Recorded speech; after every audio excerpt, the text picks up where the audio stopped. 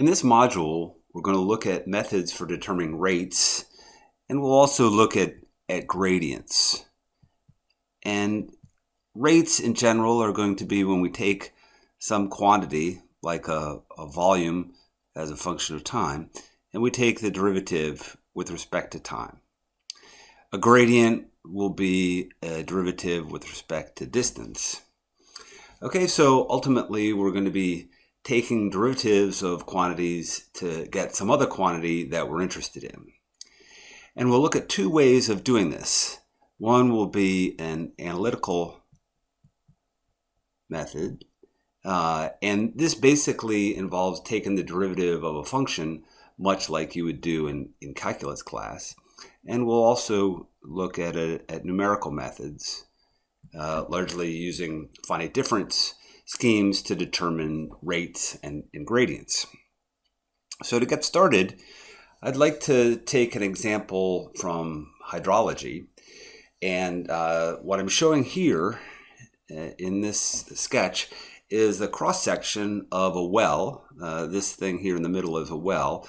This is groundwater. This is the water table. And right here, this is the ground surface. And we're pumping water out of the well in this diagram. The one on the left is pumping water out, and we're pumping it into this tank here. So the pump is right here, and I pump the water out, and it fills up the tank, and the depth in the tank there is D.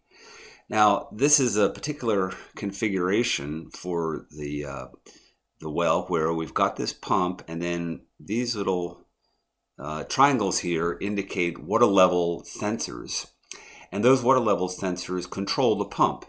So we start with the pump on, and the water level drops, and when it reaches this lower sensor, the pump is turned off. And then the pump is off, and water flows into the well, and the water level rises, and when the water level rises to that level, the pump is turned back on. So what we have is an operation where the pump is turned off and turned on, and the tank is filled as a result. In this kind of a configuration, the flow rate varies as a function of time. And in general, the flow rate decreases as a function of time. And we use the flow rate and how it changes with time as a way to evaluate the performance of the well. Okay, so here's another configuration on the right, and this is just it's the same setup, except we're using the well to inject fluid. And here we've got a tank, D, the water fluid is going in. Usually it would be some kind of aqueous solution that we might be putting in to do some kind of treatment of the groundwater, and then the water is flowing out like that. So what we want to do is determine the flow rate as a function of time. And what we measure here is the depth of water in the tank. So the first thing that we'll need to do is determine the volume of water in the tank. And so the volume is just simply the depth of water in the tank times the cross-sectional area. And that's the cross-sectional area that we're interested in. And so we take that product and we get the volume. And so I have a little hypothetical data set over here, and it's a kind of data set that we might measure in the field just by hand. And let's see, we've got a time scale of days, and we make our first measurement after 5 days, and we have depth of the water at these different times. And we can see that it's changing with time. The depth is increasing, and then in this column, we take the product of the depth and the area, and we get the volume of water in the tank. And if we plot up the volume of water as a function of time, we see that the points plot like this. So the volume is increasing as we're pumping water out of the tank, or out of the ground, and filling the tank. So it's something like this kind of configuration. Okay, so that's what we measure, and what we want to do to characterize the performance of the well is to determine the flow rate as a function of time. So we know that the flow rate, and what I'm interested in here is the volumetric flow rate. So that's Q, and it's going to have units of volume per time. And that'll be the derivative with respect to time of the volume as a function of time. So this function here, or that line that goes through those points, would be the volume as a function of time. And we would take the derivative of that. So one approach would be to come up with a function that describes that red curve there. And we can do that using methods that we've seen already. I think that function looks like a power function. It goes through the origin, and then the slope is flattening with time. So this looks like a power function with the power between 0 and 1. So we might just guess that this function is something like ax to the b, and b is between 0 and 1. I don't know, that kind of looks like square root, so b might be around 0.5. Okay, so the strategy then would be to determine the coefficients here, and well, first of all, see whether the data are fit by this function, and then determine the coefficients, and then we can go and take the derivative and come up with what the flow rate is as a function of time. Okay, so a power function is going to plot as a straight line if we take the log of of x and y, and so we can do that. We've got the data here, there's the time, there's the data that we're interested in, so we could take the natural log of both of those columns and plot that up and see. We could also use log axes, but I'm going to go and do just apply the log transform to the data, and I've done that here, and have the here's log of v as a function of log of t, and the data are shown here in these diamonds, and fit a straight line to it, and you can see that the straight line fits fairly well. It's a little bit low on the ends here and a little bit high here, the data are, but nevertheless it's a reasonable fit, and so I think we can go with this. If I go and I need to now, well, here's what we did. Let me write it out. So we said that it's ax to the b. We take the log of y, and that's, so we apply the log transform, and this then is the equation for a line, and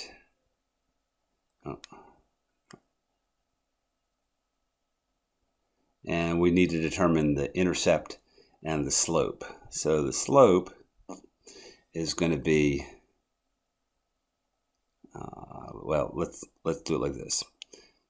We look down here at the x-axis, there's change of x of 1, and I come over here,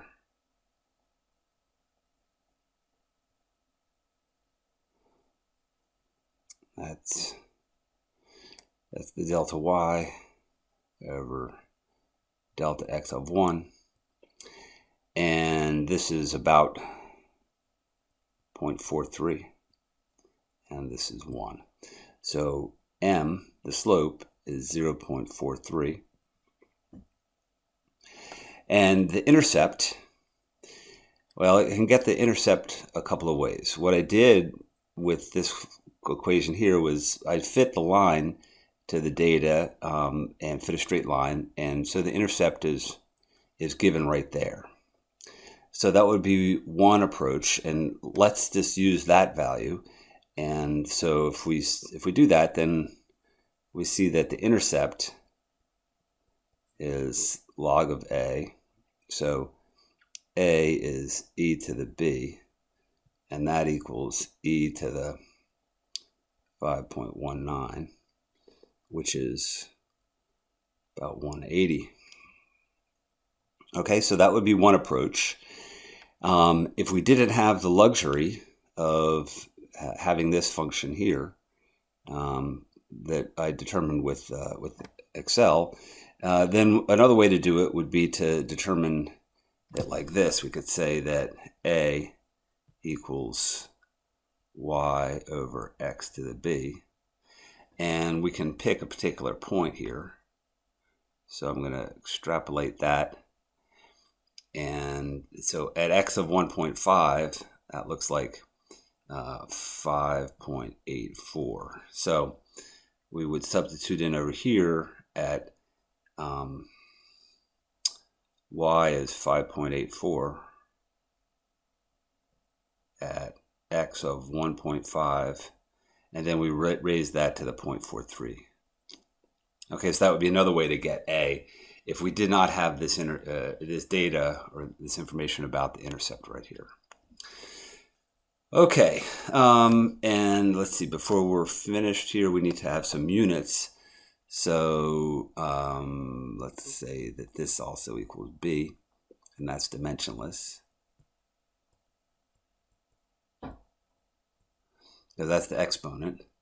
And the units on A here, well, Y right there, that has units of liters.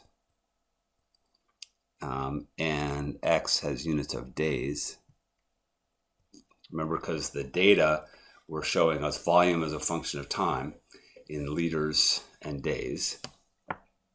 So we have to be able to, so A has to have units that give us liters when we multiply by days to the 0.43. So A is going to have units of liters per day to the 0.43. Okay, so there's the result for this function, and this looks pretty good. What we want to do then is determine the flow rate. So we can say this. We can say volume equals AX to the B. The flow rate is dV dt. And so that's going to be AB x to the b minus 1. And then if we substitute in, A is 180, B is 0.43, and X is, well, we'll just call X time now. And B minus 1 is 0.43 minus 1, which is minus 0.57. Okay, and when we do out that multiplication, we get 7.4, so here's the result. Okay, so that gives us the flow rate as a function of time, and we can see that it's proportional to t to the minus 0.57. So if we were to plot this up, we would have a function that looks like this for flow rate as a function of time. And indeed, when we use this kind of a well, we find that the flow rate decreases as a function of time, which is consistent with this result here. Okay, so that's one approach. That'll give us flow rate as a function of time from these data. And so this is okay, and this might work just fine. One problem though here is this. You see how right here the data is low, and here at this end it's low, and then in the middle it's high. So what this is indicating is that the data might actually look a little bit like that. So instead of plotting as a straight line, it's got a slight curve to it in these log transformed axes. So what that means is that we might be able to find a function that fits a little bit better. And so what I did was to put these data into a program called Table Curve. And Table Curve allows me to fit many different functions, fit them to the data. It gives us a parameter describing the goodness of fit. It'll rank the different functions. It'll sort them based on the number of parameters in the function. and gives me access to several thousand different functions. So I just used a function here that has two parameters, A and B. And so I wanted to say, well, okay, let's add another parameter, go with 3 parameters, and see if I can come up with a function that fits the data a little bit better. So I did that, and this is the function that I selected. Their table curve gave me many different functions, and so I picked this one. And I plotted it over here on this graph. And what you can see, the squares, those are the data, and the black dots are the function given by this one here. This is called a rational function because it's polynomial divided by a polynomial. And the black dots are the rational function. And the diamonds, you can see the diamonds there. And so they're the previous data. And so you can see that the black dots hit near the center of the squares a little bit better than the diamonds do. So maybe this represents the data a little bit better than the power function. Okay, so let's go ahead and try this. And before we get going with it, let's just take a look. Here are the parameters, and A, B, and C. These are the values. So this comes out of table curve. And we want to go and check the units. See, I give you the units here, but when we do this, table curve doesn't give the units. So we have to be able to determine the units ourselves. And let me show you how I reasoned this out. So the volume here, this has got to be liters, or a volume here. In the denominator, that 1, with this kind of application, we typically assume that just a pure number is dimensionless. So if that's dimensionless, then that has to be dimensionless. And that means that B has got units of 1 over time. Our time scale here is days, so B would have units of 1 over days. Okay, and if that's the case, then the denominator is dimensionless, so A must have the same units as the volume. So A has units of volume, and it would be, in this case, it would be liters. And C has got to have units of volume per time. Liters per day. Okay, so that's how I came up with these units. And then it's also worth looking at this information here. This is the confidence interval around the value here. Okay, so this is given by the program table curve, and what it does is it says, well, the best estimate for the value of the parameter is this one. But there's always some uncertainty when we do this because it's a best fit. We could shift the parameters and there'll be some error in the data, some scatter, and so there'll be some uncertainty in just what the actual parameter value is. And the span of the confidence interval around the parameter gives you an estimate of the uncertainty in determining the value of that parameter based on the data that you have. So what we see is for this parameter A, that's the value that's given, but the 2.4, but you can see that the confidence interval ranges from, the 95% confidence interval ranges from minus 9.5 to plus 14. So relative to the value of the parameter, that's a pretty big range. So what it means is we don't really constrain the value of A very tightly with this data set. If we look, though, for comparison at parameter B, it's 0.11, and the confidence interval ranges from 0.108 to 0.120. So a much tighter 95% confidence interval around the data. So we're constraining B pretty well, and C, it's 108, and it ranges from 103 to 112, so C is constrained fairly well also compared to A. Okay, so we'll just need to keep that in mind, particularly if for example, we were interested in determining the value of A, then what this is telling us is that because this confidence interval has such a broad range, we haven't really determined A with much certainty. Okay, so we'll go ahead and use these values of A, B, and C and take a look at how well it works with the data. So here's the data that we started with. Here's the predicted value. And here's the residual. And then the residual is given as a fraction. So what we can see is that a lot of these values here are about 10 to the minus 3. So the residual is about a tenth of a percent of the value that we're trying to predict. Okay, so that's pretty good. And when I did that for the power function, what I got was that the residual was about in the single digit of a percent, so about 10 to the minus 2. So this residual fraction was about something like this, in that range.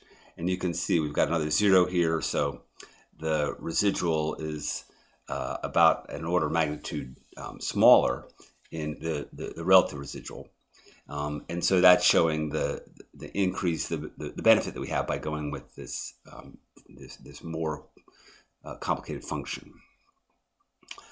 All right, so we've got this value, or we've got this function now. We think that it fits the data a little bit better, and we need to come up with the flow rate. So here it is, and the flow rate is going to be dv dt. And so we need to take the derivative of this thing. Well, the way to do this is, or a way to do it, is with the quotient rule. We can apply that and determine the derivative. And so, if I were to use the quotient rule, I have to look it up. And maybe you guys remember it if you've had calculus more recently than I have. What I remember, though, is the product rule. And I can use the product rule as well as the quotient rule for this application if I change the function a little bit. So I'm going to write it like this.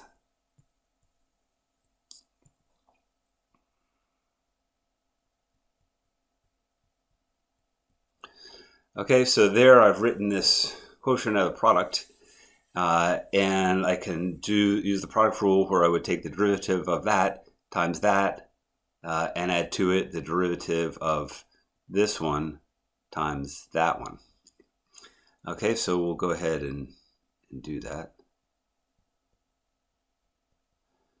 So the derivative of the first term is just c times 1 plus b t to the minus 1.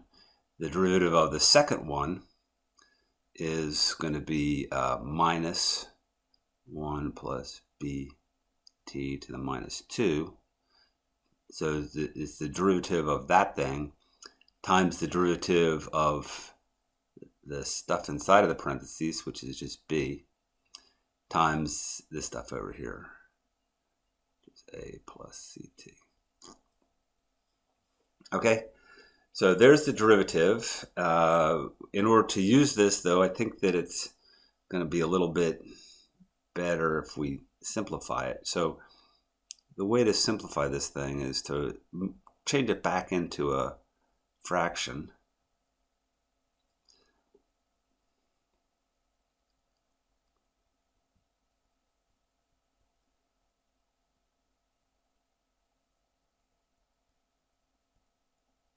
Like that. And then we'll get it on a least common denominator. And so to do that, what I'm going to do is write this. I can multiply this term by 1, which will just be 1 over bt minus 1, or divided by 1 plus bt divided by 1 plus bt. Okay, so that doesn't change anything. This term here, though, is 1 plus bt squared, which is the same as that. So that allows me to have a common denominator. Okay, so I can combine these two, and I can then combine the numerator. So I'm going to write out this numerator here. I'm going to do that by multiplying through. The first term is c times 1 plus c times bt, which is cbt.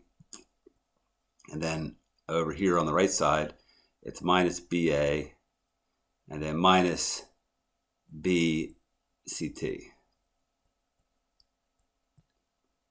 And all that divided by 1 plus bt squared. Okay, so that's looking pretty good, but now what I see is I have that term and that term. They're the same term, but I've got plus 1 minus the other, so that cancels with that. And I end up then with the result, which is c minus ba over 1 plus bt squared. So that's the flow rate. All right, and I've determined C, B, and A from the data, so I can substitute those in and have a function that I can use. All right, so I did that, and here's the result of these two different methods that we used.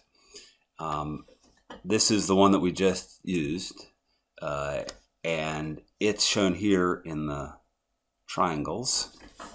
So it says, if I were to plot out this function, I would have something that looks like this. I have a continuous function that comes down,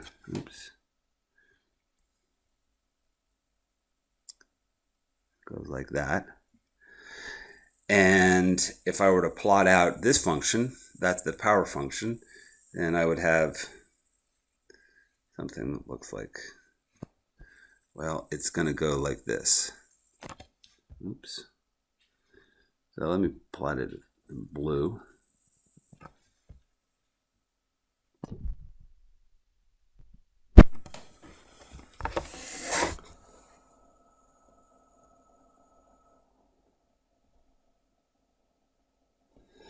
And then it's going to go like this. This function here, see, that's this. It's 77.4 times 1 over t to the 0.57. So when t gets to be very small, when t equals 0, then this equals infinity. So as t gets small, this is going to go up like that. And indeed, for in Excel, when t equals 0, it just plots it as 0. It obviously can't plot infinity. So we have a function that looks something like that. So at first blush, these functions are pretty similar. The points are pretty close together, but we can see that there definitely are some differences. This rational function gives us a value, a flow rate right at the start, and then the flow rate drops, and then it continues to drop, and even here towards the end of the data, it's decreasing a bit. The power function, we don't really have anything useful at time equals 0, so our initial flow rate is not really useful, and that might not be that big a deal, but depending on the application, it might be.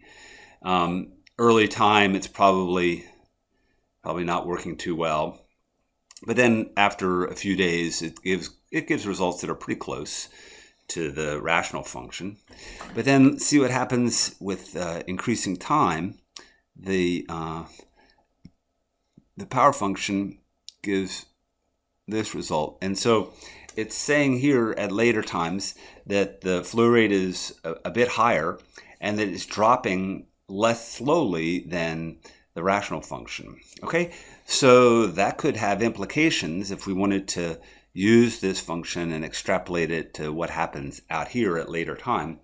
The rational function says that the flow rate will be less, and probably that it'll be decreasing more quickly than the power function says. Okay, so that could have some implications, say, in how we plan for what the flow rate might be. Okay, so there's some examples. This is two examples of the same strategy where we wanted to determine the flow rate as a function of time from some data that we measured. And we do that by fitting the data with function and then taking the derivative of that function. That gives us a function that describes the flow rate, which is quite nice. That's something we can use for predicting. And this is one approach that is useful when we can do it. There are going to be times when this approach is not really going to be feasible, and then we need some other strategies, and that's when we would turn to numerical methods, which is what we'll talk about next.